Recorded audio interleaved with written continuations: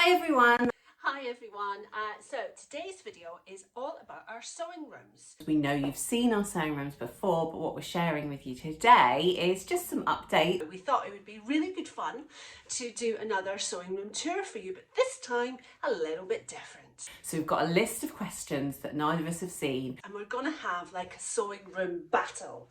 See who's got the best way of doing things. And we're just going to show you different things that are part of our sewing rooms.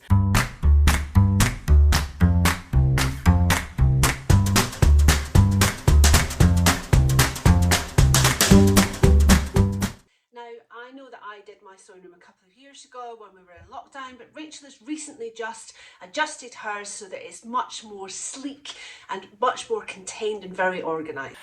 So I think Nikki may have already explained that I needed to streamline my sewing room, and part of the reason for that is that my front door opens into my sewing room, so it's kind of also like the entranceway to my house. Now we use the back entrance quite a lot, but that doesn't mean that you don't get lots of visitors at the front door, and I just wanted to create a little bit more of a sort of welcoming environment so people weren't coming straight into my studio. So let me grab the camera and I will show you what I mean. So this is me at the front door, and all I did is move one of my storage units sideways on, so it kind of creates like a dividing wall, and then I can have a nice little runner and some art and plants and things. So it's just a bit more like an entrance before you come around the corner and get into my sewing room. So the first question is, how do you store your PDF patterns? Well, my PDF patterns are huge because I tend to keep all of the ones that Rachel and I have together because I've just got more room. So let me show you where my PDF patterns are. You'll have to come with me. So my sewing room is in my basement, which means that I get lots of room that I get to expand out into. And recently what I've done is I have moved my sewing patterns onto this little storage unit here. So I keep them in kind of magazine files. These are my dresses, and then I've got all the other ones going across there. I have recently started having a bit of a cull of them, not necessarily getting rid of the PDF patterns, but getting rid of the paper copies of the patterns that I just don't think I'm maybe going to use in the next couple of years, or I haven't used for a while, or even ones, to be honest, which have been printed and cut in a size that won't fit me anymore. So I still have the PDF, I can reprint it whenever I want, but there's no point in me hanging on to it. So I've started doing that. So those are my PDF patterns. Well, that's really easy because they are just down here. So let me move the camera over and angle it down for you. So these 6 box files here are my PDF patterns, and unlike Nikki, I don't have a uniform way of storing them. I have done in the past, but it's kind of gone a bit mixed up recently. So let me go down here and show you. So I've got some of the envelopes that Nikki uses. So these are probably ones that she packaged up at some point, and then I've ended up with them back at my house. So things like the portable trousers in a size 12, which is Nikki's labelling system. So all these ones here in the coloured envelopes are ones that Nikki probably printed out for me at some point, or maybe we share. And then my other way of storing them, I started buying these envelopes, and I love them, but I need to get some more.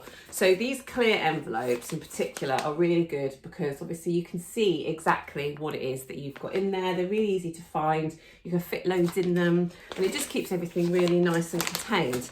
But part of the problem is that I was just getting them from the pound shop because I didn't want to pay a load for them, and it was 4 for £1, so they were really reasonable.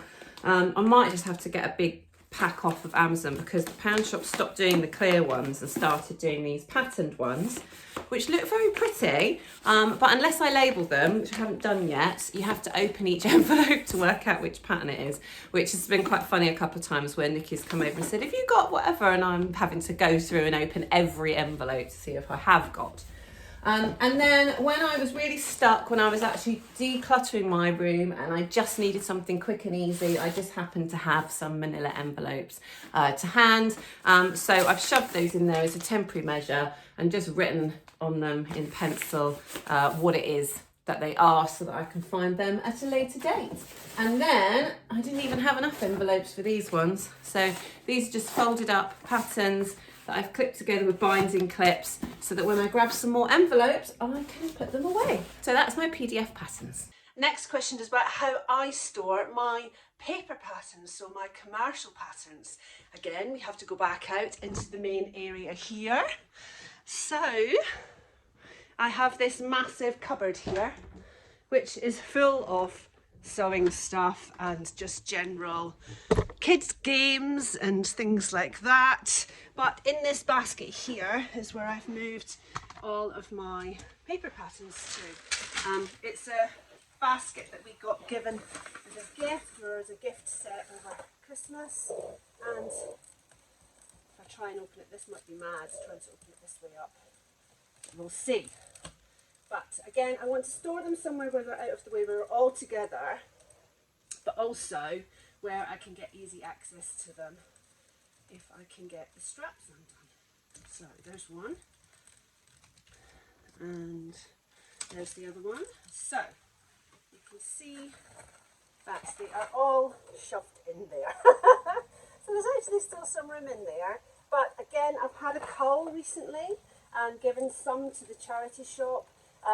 Just some that were, sometimes we have duplicates, sometimes we have some that we're just not, you know, you think you're going to use it at the time, or you've bought it in the sale, or it was free with a magazine, or things like that.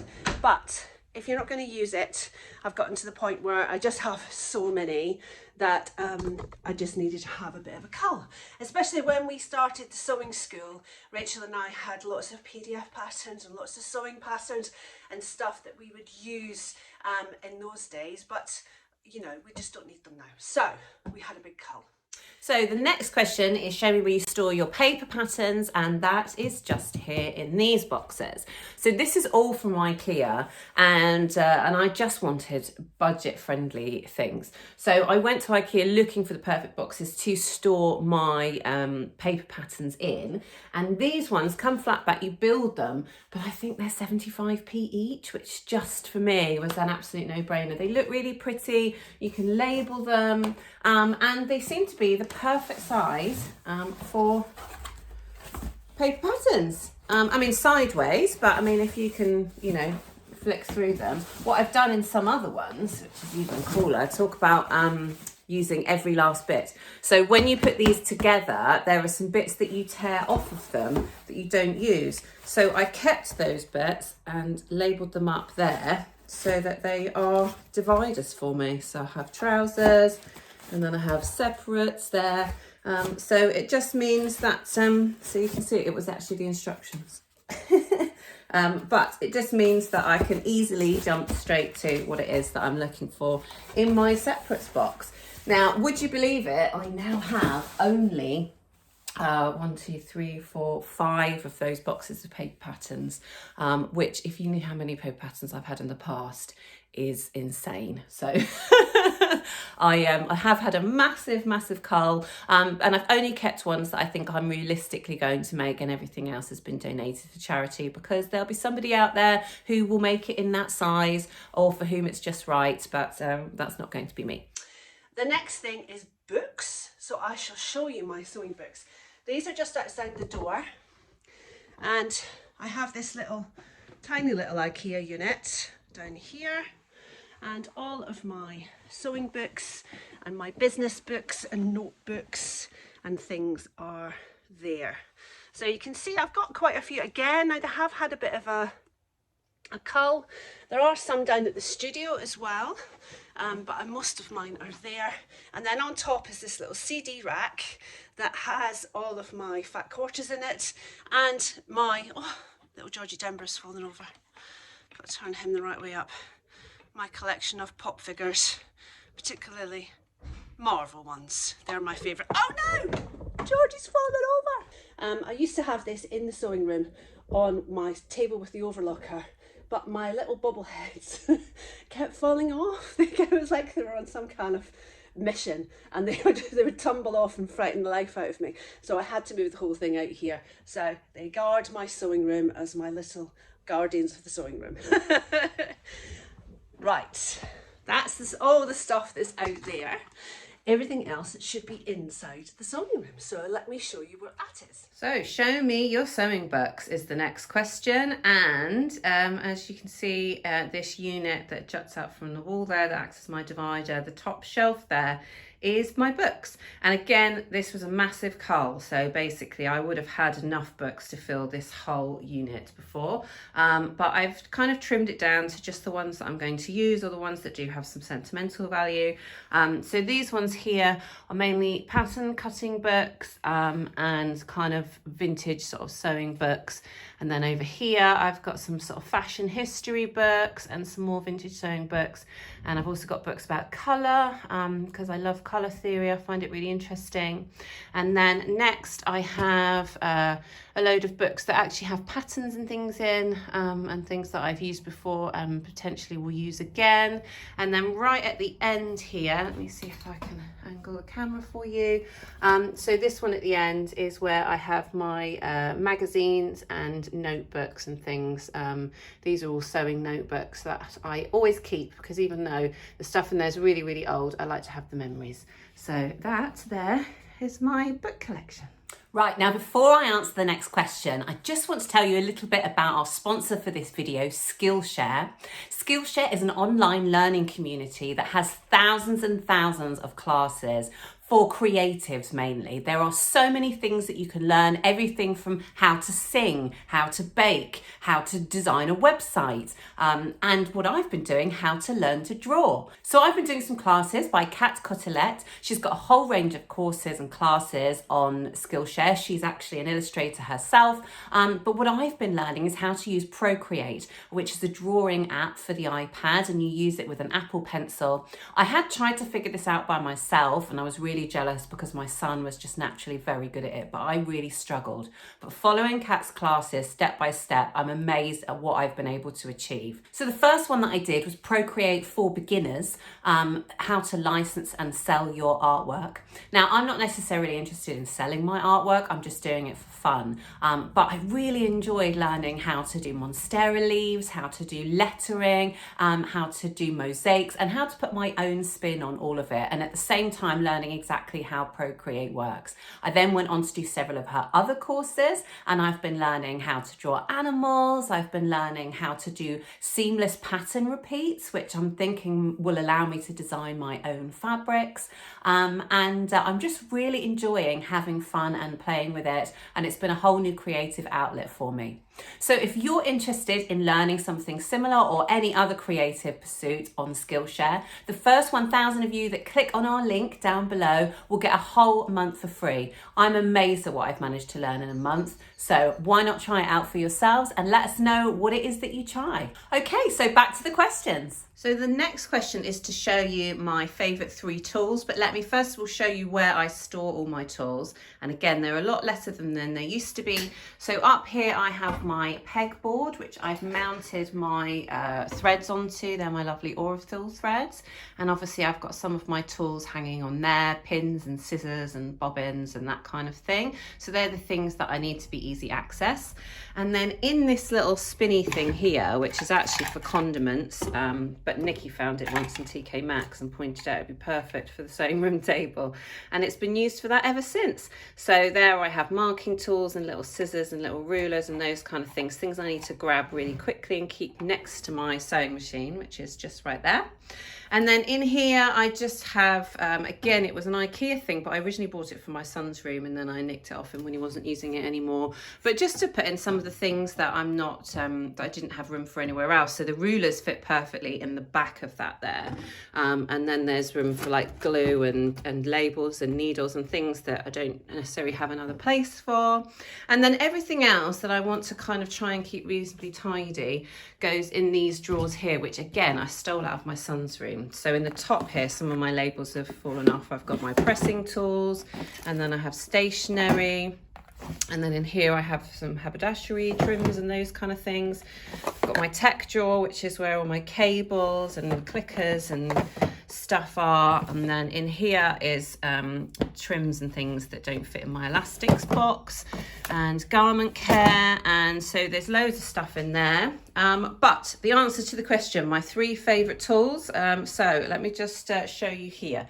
So my 3 favourite tools are this loop turner from Prim. It comes in 3 different sizes, but if you've ever had to turn a skinny little tube, then you know how difficult that can be, even with a safety pin. And this loop turner makes it an absolute breeze. So that has got to be one of my favourite tools. I don't turn them very often. I don't need it very often. It's not like I use it every day. But when you do have to do it, it's one of those really frustrating things. So I love my loop turners. The other thing that I love is just this basic 2x18 ruler. It's a draft and cut ruler. So it's a quilting ruler, but I tend to use it every single day, all the time. It's the one that I grab for anything, whether that's measuring something, cutting something, trimming my PDF patterns, literally everything. I love how small it is and how manageable it is, but it's also nice and long, and it does go down to 1/16 of an inch as well. So it's really, really handy to have. I just wish I could get one in centimeters as well, because this one I find really, really, really useful. And then my final favorite tool is this double-ended tool from Foxglove and Field, who make beautiful tools. I've also got up here some of their lovely pattern weights. So these thread spools here are pattern weights.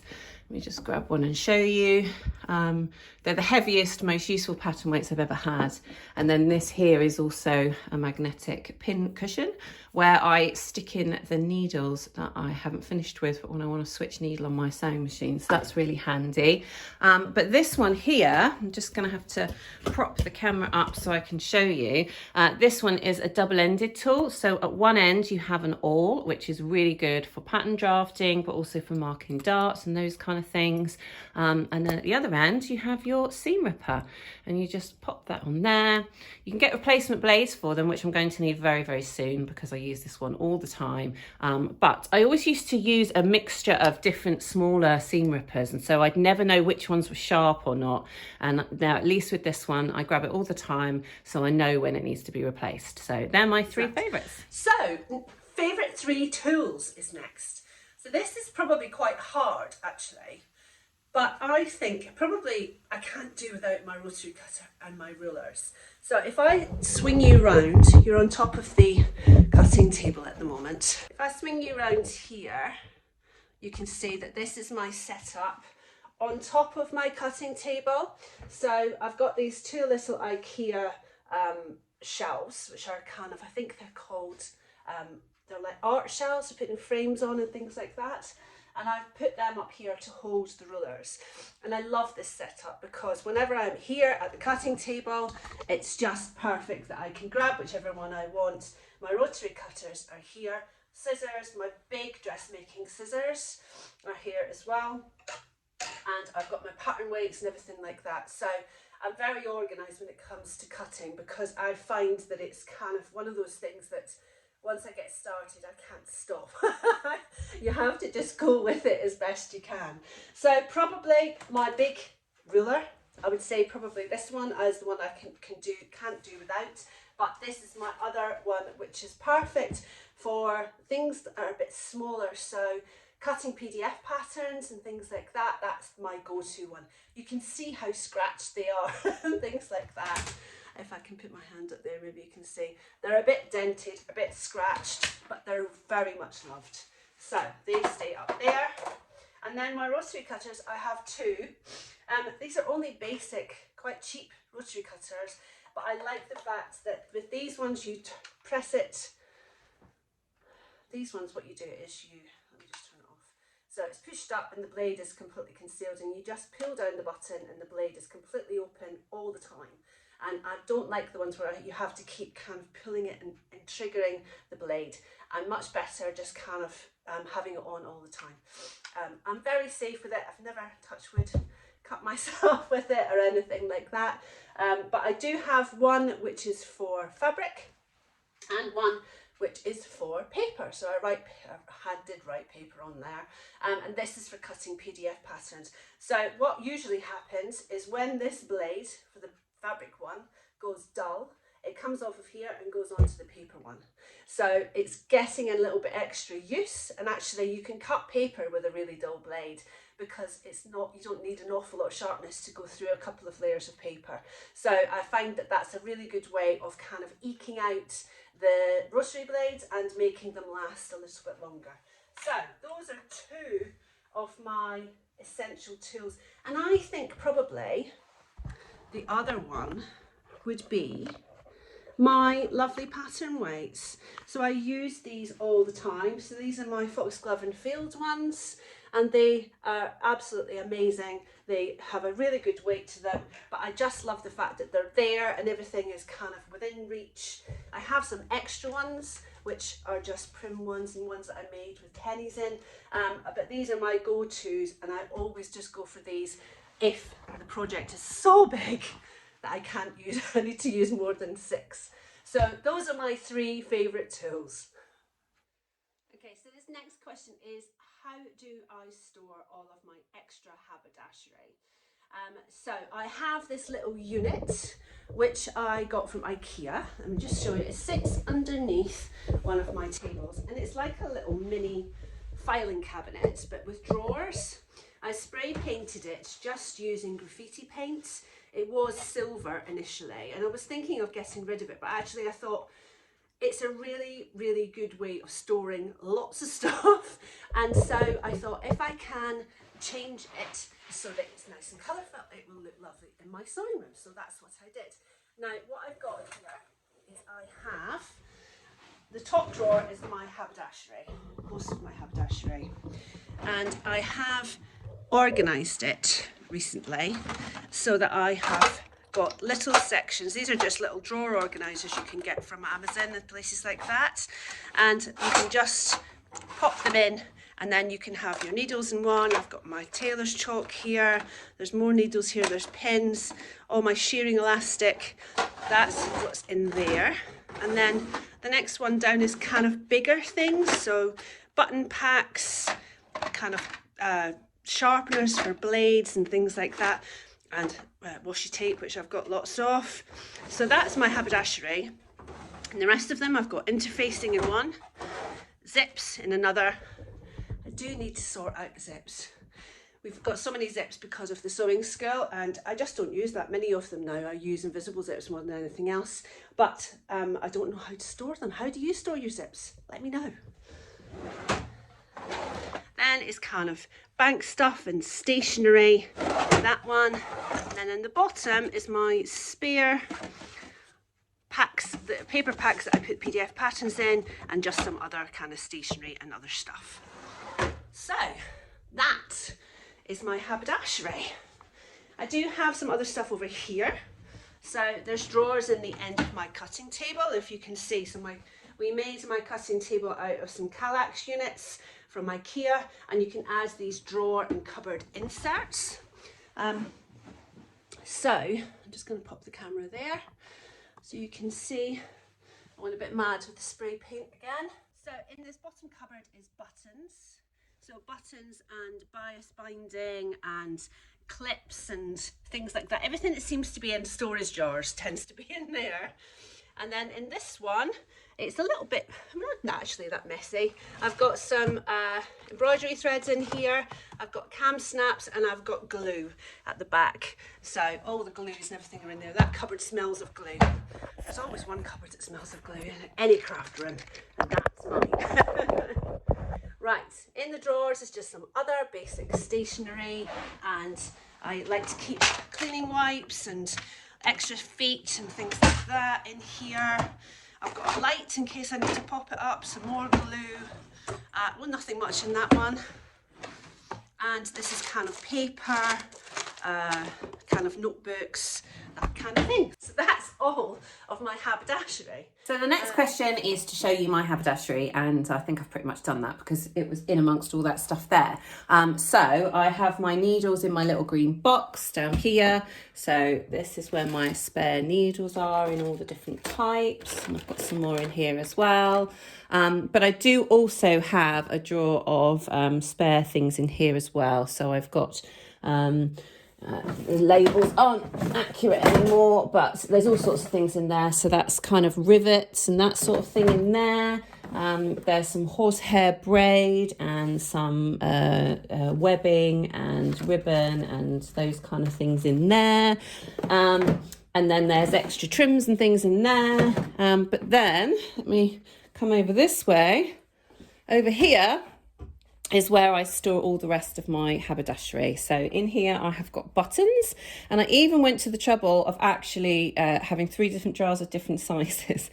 So I've got my small buttons, which I'd use for shirts and things, and I've got my up to 1 inch buttons, and then I've got my over 1 inch buttons, which are kind of like coat size buttons. And then in here I've got my little labelled jars, so binding clips, safety pins, rubber bands, turn clasp, magnetic clasp, loads of things.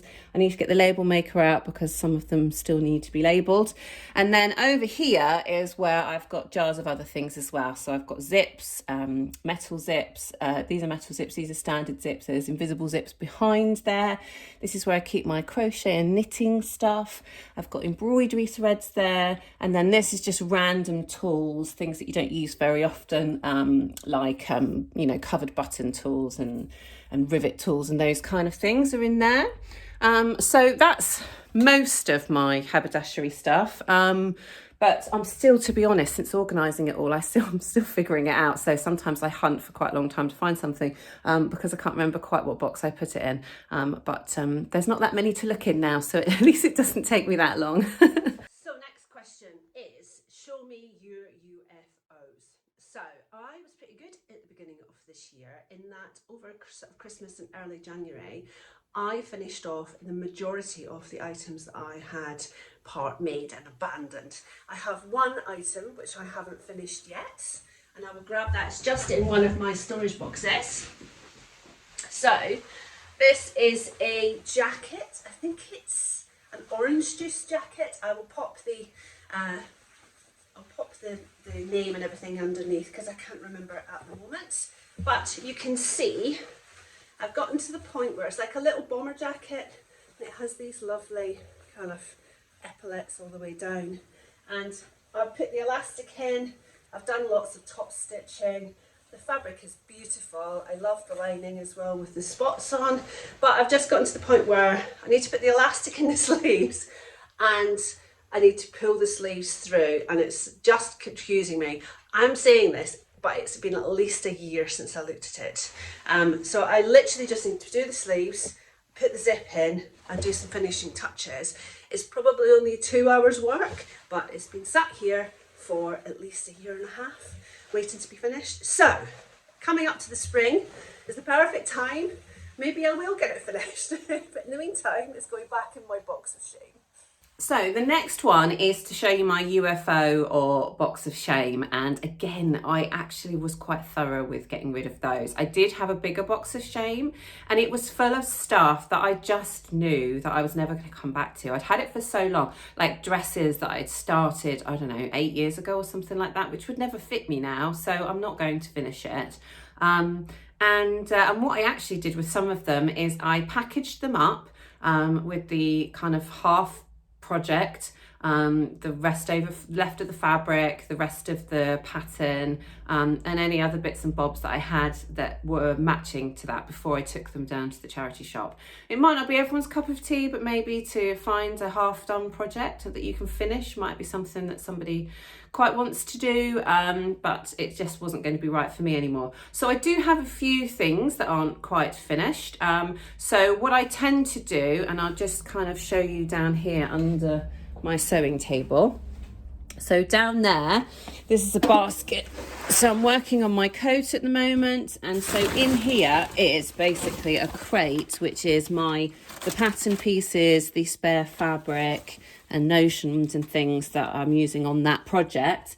And then I also have a bag of paper to be recycled, which is the offcuts from the pattern, and a bag of fabric scraps, which are mainly from that, but also from other things that I've cut during that project. So let me pop that back under there.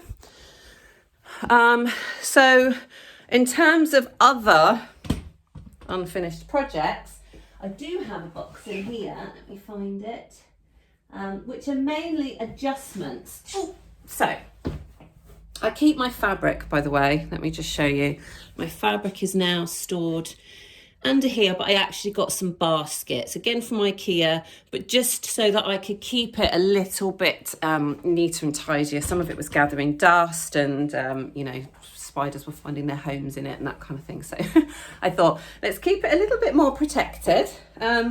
So I've got things in here like a couple of pairs of secondhand jeans, which I need to adjust or turn into something. So I haven't got around to that yet. And then there's a couple of things I don't wear anymore after I had a wardrobe cull that I want to adjust. So this is my Rachel jumpsuit. It's a wool jumpsuit. And I can't decide with that whether I would wear it more if it was just trousers or if I would wear it more if it was actually shorts, jumpsuit with shorts. So that's in there for me to adjust. I've got this other dress, McCall's dress. Nikki and I both made them, and it's in a lovely wool jersey. But it's a dress that I wouldn't really wear. So my plan is to turn that into a top, because just as a basic kind of funnel neck, puff sleeve top, I think I'd wear it quite a lot. So that needs to be adjusted. There might be more, hold on a sec. Oh yeah, here we go. So, 2 boxes of UFOs then. So in here I also have, if you remember, this colour block shirt that I absolutely love, and I do wear it a lot. But I've brought it down to the sewing room because these giant French cuffs, they just get in the way, and I'm not really wearing it as much as I'd like to because of that. So I have got some spare chambray left, and my plan is to remove this to add on a block of, you know, the lower portion of the sleeve, and then to add on a standard cuff. Just so that I've actually got something that I'm going to wear. I might be able to upcycle these cuffs because they are quite big, so I think even once I've unpicked them, I'll definitely be able to make the cuff out of that. It's just a case of whether I need to add on a different portion of the sleeve in a different colour. Depends what I've got left. So that's something that I'm working on, or going to be working on. And then this here is a pencil skirt, which I'm not wearing in midi length. I don't really wear midi lengths at the moment, so I was just thinking if I shortened it to mini length, I might wear that with tights and DMs. So that's in there to be done. And then I've got this pencil skirt, which I made in this amazing scuba fabric, and it's too tight for me now.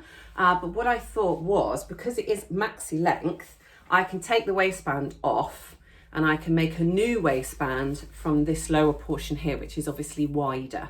So that means that it's only on the waist that it's too small. So that means that I will be able to, if I just drop the whole thing down, then it will be able to fit me again. And then let's see what else is in here. Just fabrics, really, scraps of fabrics. So that's my UFOs. So the next question is, what is the most sentimental thing in your sewing room?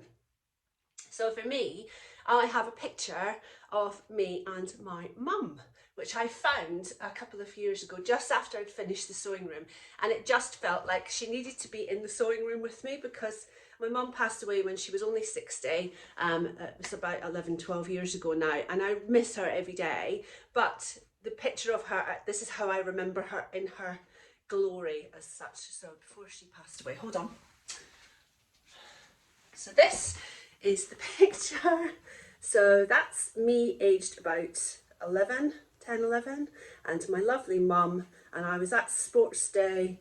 I was going to just go and compete for sports day at the school, and look at our lovely smiley faces. So I keep her on my mirror.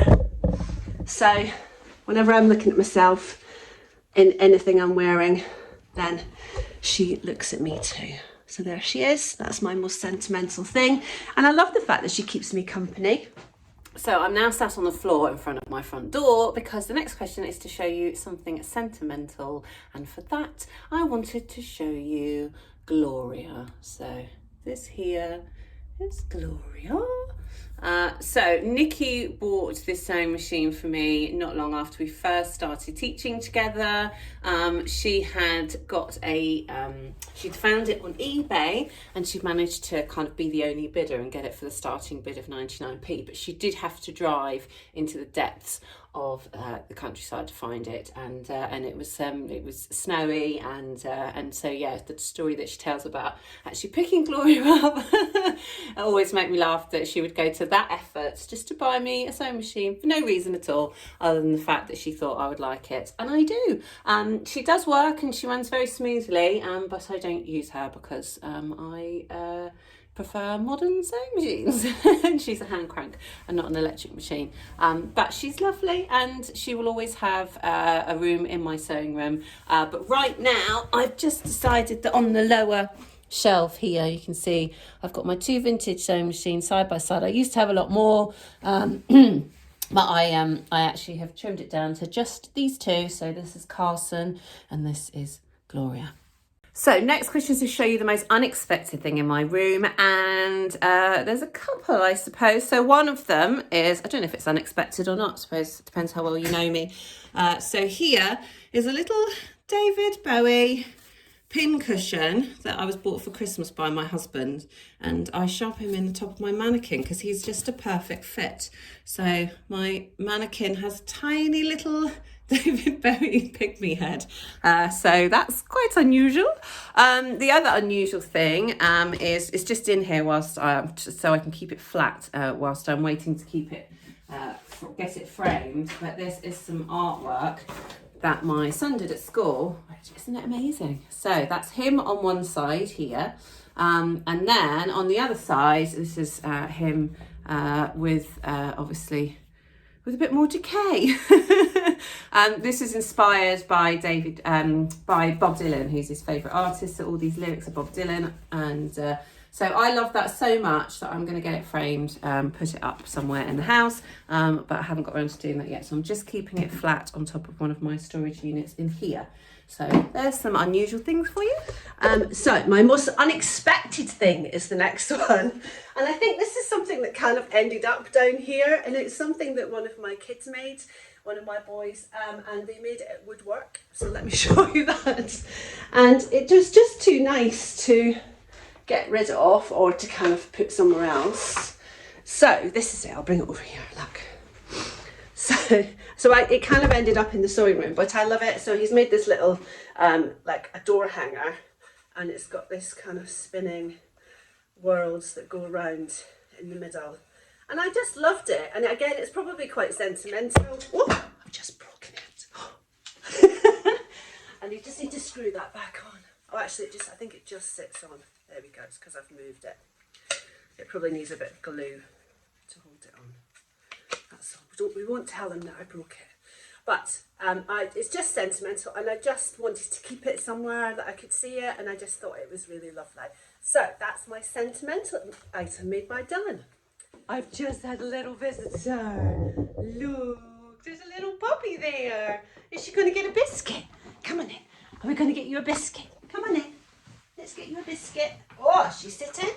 Oh, she's sitting. She's going to be a good girl. Oh, ready? Oh, and off she goes. There you go. Perfect example. She just wants me for the biscuits. Next thing is, how do I store my threads? So let me show you them. You've already seen the shearing elastic in the drawer. These are my threads. So I have this big Kallax unit. In fact, let me bring you over here so you can see it from a distance. So I have this big Kallax unit, and on top of the Kallax unit I have my thread storage. So these are all my Aurifil threads. which we've recently just started working with Aurifil, and my gosh, I love their threads. They are just so amazing. So I keep them up here, just in rainbow order, obviously. And I just think they are so bright and beautiful, and they really add a massive pop of colour to my lovely room. So I keep them there, as well as some other bits and bobs. My sister's mug, my soul sign, some extra pins, some dog biscuits. That's probably something which is quite unexpected, but every now and again Maisie comes down to visit me, and when she does, she gets a biscuit because she gets praised for coming down to see me. I've got some lovely little paper flowers that were made by a friend of mine, Ellie, over here. Aren't they beautiful? I love hydrangeas. They were my mum's favourite flower. She made me some beautiful purple ones in the corner there as well. So that's my sewing machine and my sewing setup. So showing my threads is an easy one. As I've already shown you, I have them on a pegboard that I have on a thread stand that I've mounted to my pegboard. So basically, I'll see if I can zoom in, then you can see I screwed some hooks in. You can see there, so that I could then hook them onto the standard pegboard clips, and so far they seem to be doing okay. I recently switched to Aurifil thread when they sent us a load, so that is all I'm using right now, and I'm loving it. Once you go Aurifil, you'll never go back. So and then I'll just bring you further down here, oh, that way around, hold on, because my overlocker threads are somewhere down here, hold on. They are just in here. So here we go. Let me bring this up so you can see my overlocker threads I keep in a box here. So I tend to only have the kind of main colours, sort of neutral colours. I do have some red ones and some yellow ones, but they're down at the studio at the moment. And then my overlocker itself lives down here, and you can see that that has some lovely rainbow coloured Aurifil threads on there at the moment. So the next thing is showing you my cutting space. So you can see that this is where my threads are up in the corner, so just get your kind of bearings as to where we are in the room. And this is my Kallax cutting table. So if I just dip here, you can see it is on casters. So we made this, Rachel and I made this together. So we had some wood at the bottom, we put 3 Kallax units on it, put some wood on the top, sanded it down and painted it. And then I've got 2 massive A1 cutting boards on the top. And then at the side, I have my Kallax storage boxes, and then the same on, oops, the same on the other side. So the beauty about this cutting table is that it's tall enough for me. That was one of my most essential things, that I wanted it to be tall enough that I didn't feel as if I was bending over too much, having back issues and things like that. So I can cut virtually stood completely straight. I use this for lots of different things. So I use the table for pinning, for laying out patterns, for laying my pattern pieces out, or my fabric pieces out, waiting to be cut, or waiting to be sewn rather. But also the unit itself actually can pull out. So if you've got a very big item or something that needs length, like if you're cutting trousers, I usually cut across this way. So that's the longest part of the A1 board.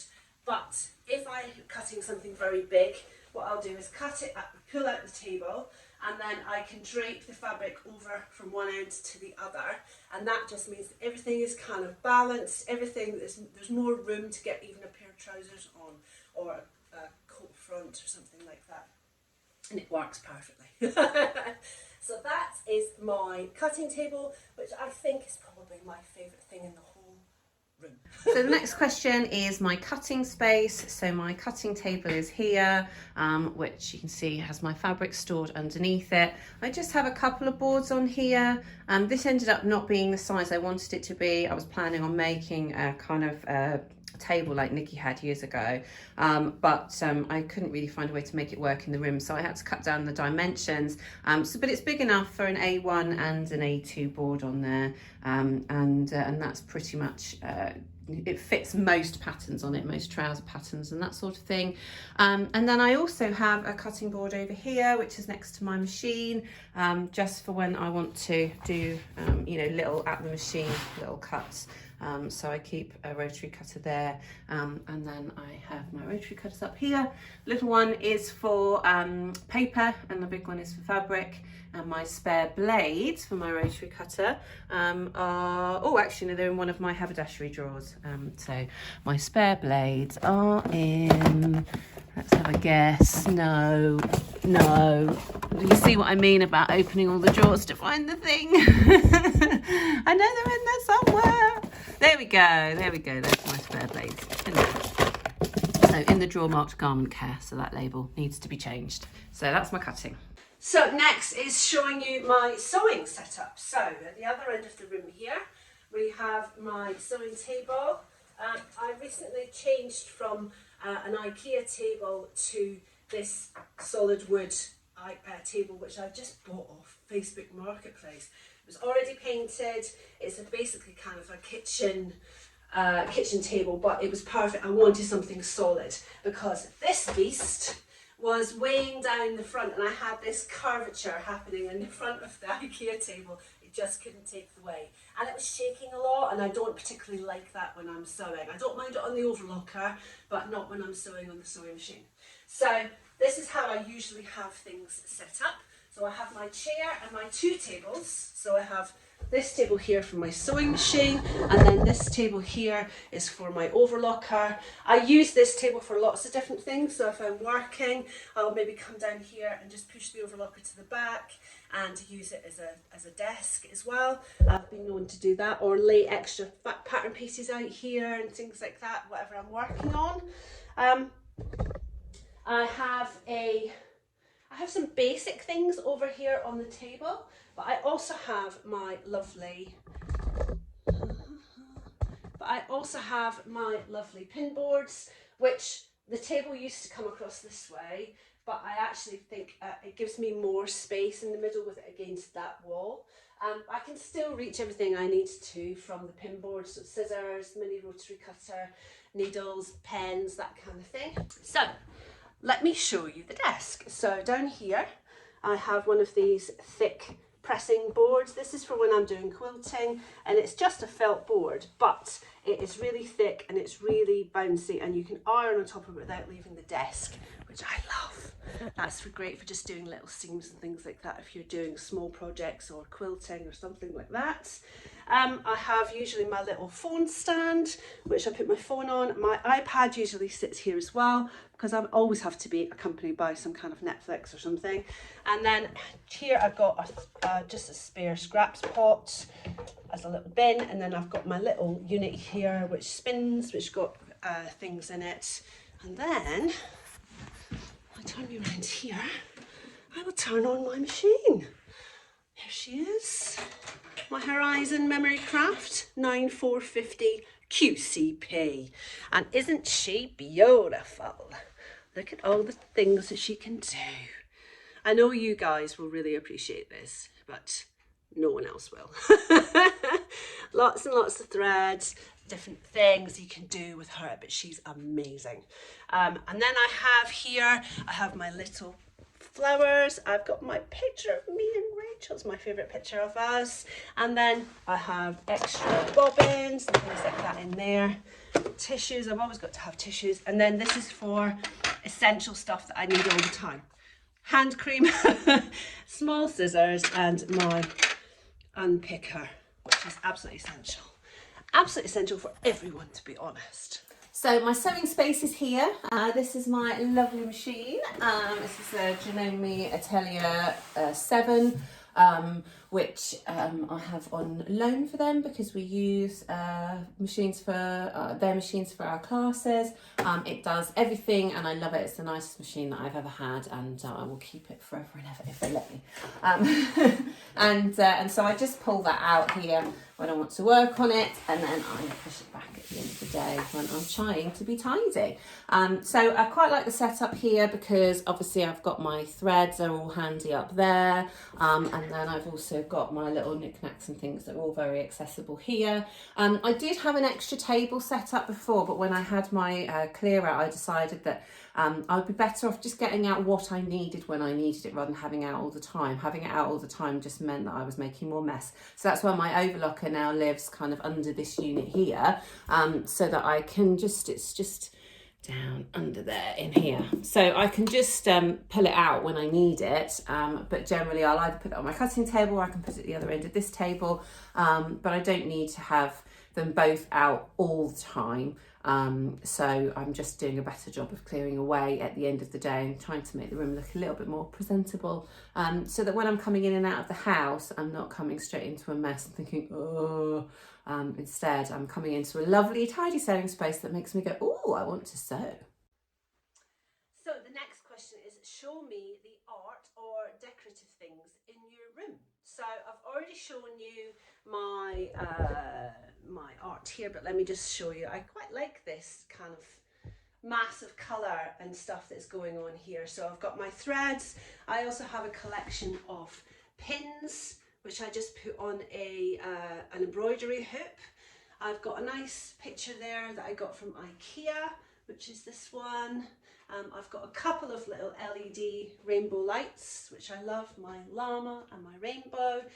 This girl boss picture Rachel gave me. It says, girl boss, an empowering woman that kicks ass, takes control of her life and achieves her dreams. Someone who knows her worth.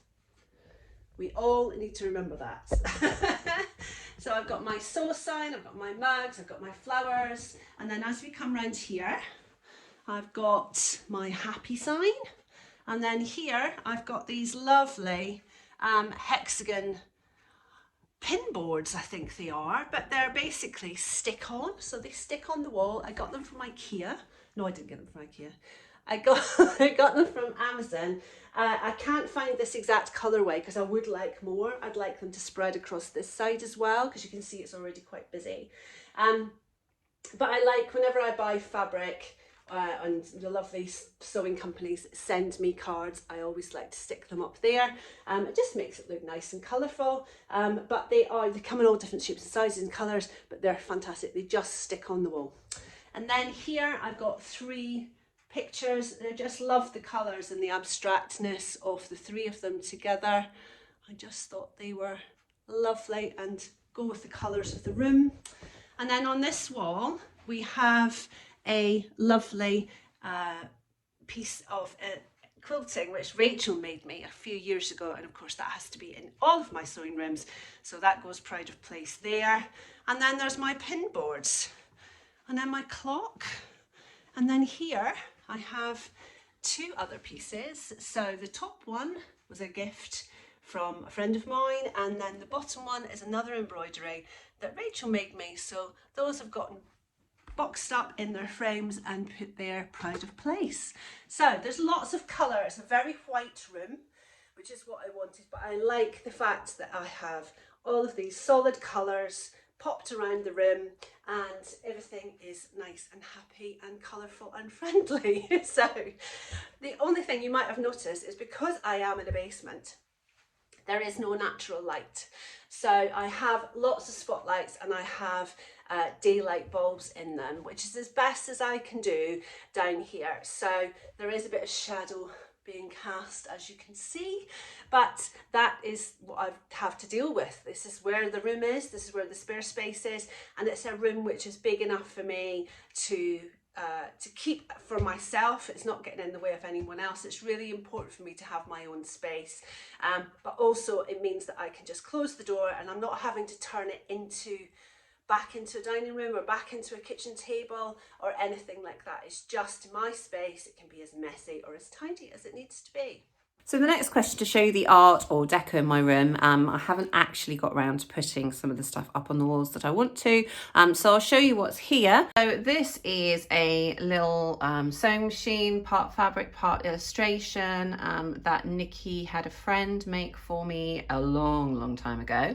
And I keep it because I love it. So they're next to some of my plants. I love a plant, but again, I cut down on those two so that I had less to look after. And this, you could say, is a work of art. So my brother-in-law made this. So it's a sewing machine lamp, and it's made from an old singer. Let me put it on for you.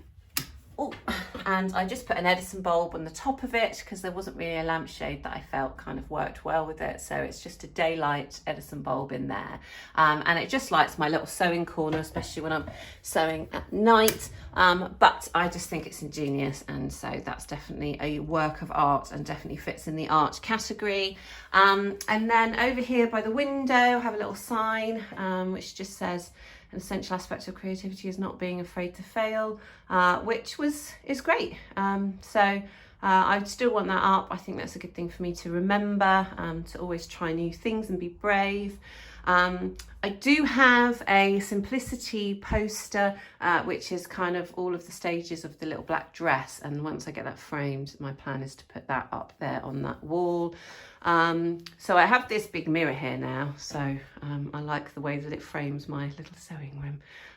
And this here is actually an illustration from my granddad's. My granddad was an author, and from his first book. So it's a little boy thinking that he can jump up and catch the moon. So next up is show me the project you are currently working on. So I am sewing a Trend Patterns coat, which is the TPC 28, and I absolutely love it. So I'm just going to swing you around to the back of my door where my mannequin is, and you can see that what I've got here is the lining and the inside of the coat. Doesn't it match my my boiler suit just beautifully? So it's this beautiful sort of bright blue wool from Minerva, and the lining, I have to say, this lining is the best lining I've ever used. It's like sewing with silk. It's amazing. So this is the coat. As you can see, if I flip that back there, I have my collar, and check out these sleeves. I'm going to just pop you down a bit. Hold on. Right. So here's the coat. You can see we've got the collar here. Everything is waiting to be pieced together. But look at those sleeves. Isn't it a thing of beauty? Absolutely gorgeous. More tucks and pleats than I've done in quite a long time, but I absolutely love it. And then I made these massive welt pockets. I think every coat should have massive welt pockets in it. And again, I just fell in love from the first moment of having pockets that big and a welt that just came out so beautifully. So I am chuffed to bits with those, and that's what I'm working on currently. So show you a sewing project that I'm working on. Well, I have just finished pretty much, but this here is a coat behind me. This is a Martina coat by Vicky Sews in gorgeous boiled wool from Minerva. Let me show you closer. So it's pretty much done. I just finished the hemming. So the only thing that I need to do now is to unpick all of my tacking stitches here.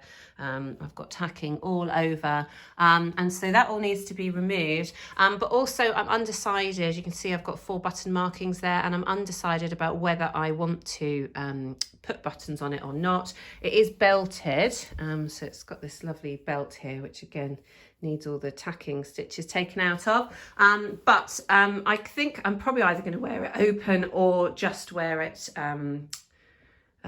belted, so I'm not sure that I need the buttons and the buttonholes. So I'm thinking I might kind of remove the markings for now, and then I can always add buttons on later on if I feel like I need it. But this light isn't doing it justice. It's a lovely deep fuchsia colour, and I'm so excited to wear it. It's going to go with everything. So the next question is, show me a fabric which you do not want to cut into, or you're too scared to cut into. So I've got one fabric my husband bought me, and he must have bought it for me, oh gosh, 4 years ago, and it's a hot pink 100% silk, and it is beautiful. And he bought it for me with like a nightwear set pattern, which was really lovely, which was like a chemise and a sort of night dress, or a kind of camisole over the top and things like that. But I'm so scared to cut into it because I know it was really expensive. And let me see if I can find it. Oh, there it is. Hold on. This is it. So here we are. I mean, it's a beautiful colour. He did very well. 100% silk, but and in an absolutely stonking pink, which I think is absolutely gorgeous. I'm just slightly terrified of cutting into it. It's one of those things, I don't want to ruin it. Not that I think I would ruin it, but I haven't quite kind of settled on a pattern because the pattern wasn't quite right for me. And I think I've lost the pattern somewhere. I don't actually know where the pattern is, but I still have the silk. But one day I will do something with it. Maybe it will be nightwear, maybe I'll make a dressing gown and a little chemise or something like that. But I did think it would be beautiful as a blouse. So how much have I got? I think I might have 4 meters. 1, 2. I've got 3 meters. So 3 meters of 100% silk. So that's the one I'm scared of. So I'm just going to leave that there. So next question is to show you a fabric that I really love and I don't know what to do with. So for that one, I have chosen this here. So this was gifted to me by the lovely Camden Stitch Jay, who used to do a fabric shop. I don't know if she's going to start that again, but I know she had some health issues, but she had some fantastic fabrics. And she sent some to Nikki and I as a gift, and we got to choose what we had. And I absolutely fell in love with the print of this. I mean, it's amazing. Look at those colours. I just absolutely love it, but I still haven't made anything with it because I still don't know what it would lend itself well to, because I've thought of everything from, initially I thought a bomber jacket, but then all the patterns were going to cut up the faces. And then I thought, you know, it's heavier weight, so I think it's either a jacket or kind of trouser weight really. But I'm not sure if I want faces on my bum, so I'm not sure if it works for trousers. So I haven't yet figured out kind of what I'm going to do with that, but I do really love it. There's just over 2 meters there, so suggestions are very welcome if you've got any ideas. But yeah, I've always wanted to use it, but I just haven't quite figured out exactly how I'm going to. So watch this space. The next question is, show me a fabric that you don't know why you bought and you have no idea what you're doing with it and it's not really you. So something which is just not right. So I'm going to turn you around because I know you'll want to see the stash. So I'll just dip you down like that. And that's the majority of the stash. So, and this fabric to me stands out like a sore thumb. And it's this one. So, not only is it a really wide knit, so it's one of those sweater knits that is tricky to sew with because it's such a big knit, so it starts unraveling as soon as you do anything with it. But it's brown, and I never wear brown. I don't know why I bought it. Why would I buy brown? Brown, stripy, difficult to sew sweater knit. I've got no idea. I think I just went a bit mad. And maybe I was thinking it would be nice for a cardigan or something like that. But actually I think we might use it for something that we are going to be bringing you guys very soon, because it is the perfect fabric for that, but also it would be good for a toile. So it has got a little sparkle of gold in it along the stripe lines. It's brown. I don't think I've ever owned anything that was brown. So it's just not my colour. But maybe, I don't know, maybe it is. You tell me, what do you think? But anyway, that's the one that I have no idea why I bought it. And to me, that kind of stands out as not belonging in my fabric stash. If it was a question of which doesn't belong here, that one definitely does. And then the final question is to show you a fabric that I don't really like and I don't know why I bought it. And that is this one here. So it's a jacquard jersey. I thought it would make a really nice coat, or like coatigan type thing. Now I'm holding it up, I do really quite like it again. I thought, I've just had it for ages. I bought a really colourful one and I bought a pastel shades one, and I genuinely thought that Nikki would pick the pastel shades and I'd have the colourful one, so I let her have the choice. And I've never really kind of been into these colours, I guess, and so I've just struggled thinking about how I would style it. I mean, maybe it would make like a nice kind of, I don't know, kimono quilted type jacket. But now I'm actually looking at it on my screen now and I'm thinking, oh, it's actually really nice. So maybe I do know why I bought it after all. I've got, I think, 2 meters of that. So yeah, maybe it would make a nice kimono jacket style thing, or, you know, something like, I don't know, like a cardigan, like a maxi cardigan type thing. So now that's back out, I'll have a think and see if I can come up with a plan for it. So this was a good question. So there you have it, that's it from me and my lovely sewing room. I really do love it as a cleaner, more streamlined sewing space. I've always been about kind of, you know, when it comes to sewing, hoarding, and generally that leads to clutter, but I can definitely say that since clearing it out, I definitely have a clearer mindset. I'm much better at keeping it tidy and keeping it nice and presentable as an entranceway as well. So if you are surrounded by clutter and you feel like it stresses you out, then I can definitely recommend a big clear out, and it certainly helped me. But I hope you still like my sewing room. I still have everything that I need in here. I feel like I have more space to move and breathe and work, and I feel like there's more light in the room and all that kind of stuff. So it works fantastic for me. But if there's anything that I didn't show you this time round, or you spotted something in the corner and you're like, oh, what's that? Or you want to actually have a more detailed tour, then please do comment below and let me know. I'm more than happy to show you anything else that you want to see. Questions that we always get asked. So I'm really excited to have shown you all the ins and outs of my sewing room.